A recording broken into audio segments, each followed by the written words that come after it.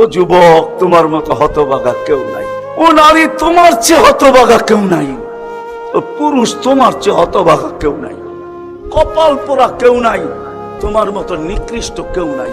তোমার মতো নিমক হারাম কেউ নাই। তুমি আল্লাহর যৌবন নিয়ে ঘোরো, আর আল্লাহ ডাকে তুমি আসো না, আসো না।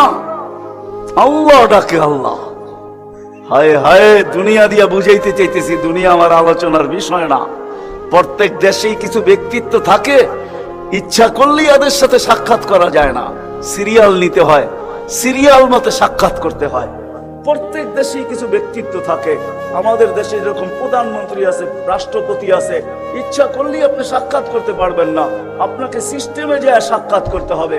দুনিয়ার সামান্য একজন পদস্থ ব্যক্তির জন্য, যদি দুনিয়ার একজন পদস্থ ব্যক্তি, তাকে সাক্ষাৎ করার জন্য যদি সিস্টেমে যাইতে হয়, ও যুবক, রাগ হয় না, তোমার পায়ে হাত রাখি, তোমার পায়ে হাত রাখি, তোমার যৌবনের উপরে লানত। মালিকুল মুলুক তোমাকে ডাকতেছে আর বলতেছে কোন সিস্টেম নাই, আয় আয় আয় আয়। আসসাজিদু ইয়াসজুদু আলা কাদামাইর রহমান। তুই মাথা রাখতে দেরি, আমার কুদরতি পায়ের নিচে যাইতে দেরি হবে না। তুই মাথা আমার কুদরতি পায়ে রাখবি, তুই সিজদায় যাবি, তোর থেকে আমি পর্দা সরাইতে দেরি করব না।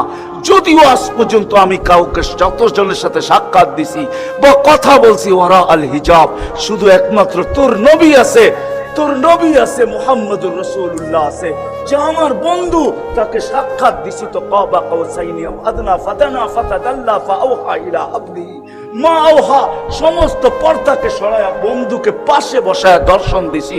তুই তারই উম্মত, তোকেও দর্শন দিতে চাই, কোনো পর্দা রাখতে চাই না।